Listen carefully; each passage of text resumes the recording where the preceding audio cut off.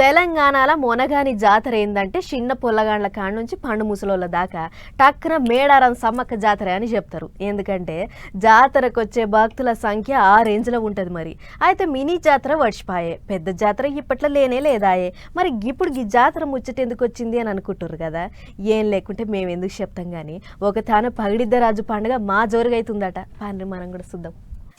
భక్తుల ఆటలు, బేరీల దరువులు, కొమ్ముబూరలు, తుడుందెబ్బలు, గజ్జల మోతలు, శివసత్తుల శిగాలు గిట్ల అడివంతా దద్దరిల్లేటట్లు పగిడిద్దరాజు జాతర మా జోరుగయ్యింది.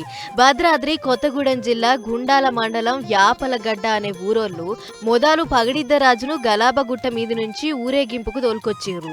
దేవర వస్తుంటే భక్తులంతా బేరీల దరువులు, కొమ్ముబూరలు ఊదుకుంటా ఆదివాసులు చేసిన హంగామా చిన్నలేదు. వనాన్ని అందరూ భక్తితోని ఎత్తుకొని నడుస్తుంటే ముంగటున్న శివసత్తుల భక్తులు అడుగులు అడిగేసిర్రు. అయితే జాతర బుధవారం నాడే చాలైందట.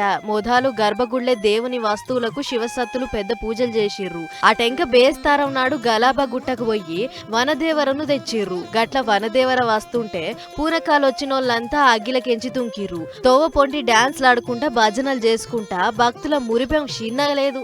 మొత్తానికి వనాన్ని గద్దె మీదికి తెచ్చిర్రు.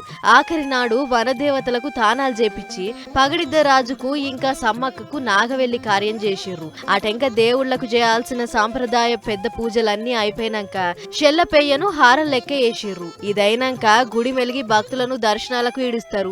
గిట్ల పొద్దుకంతా భక్తులు దర్శనం చేసుకునుడు అయినాక శనివారం నాడు తిరిగి దేవుళ్లను మళ్ళా అడవికి సాగదోలితే జాతర ఓడిచిపోతుంది. గిట్ల ఆర్ఎం వంశస్థులు ప్రతి ఏడు మార్చి మొదటి వారంలా పగిడిద్దరాజు పండుగను చేసుడు వాళ్ళ ఆచారం అట. పెద్ద ముచ్చటేంటిదంటే ఒక గుట్ట మీదికెంచి పగిడిద్దరాజును, ఇంకో గుట్ట మీదికెంచి వనదేవతలను తీసుకొచ్చి సాంప్రదాయ ప్రకారం జరిపే పెద్ద పూజలే ఈ జాతర అని ఆర్ఎం వంశస్థులు అంటున్న ముచ్చట.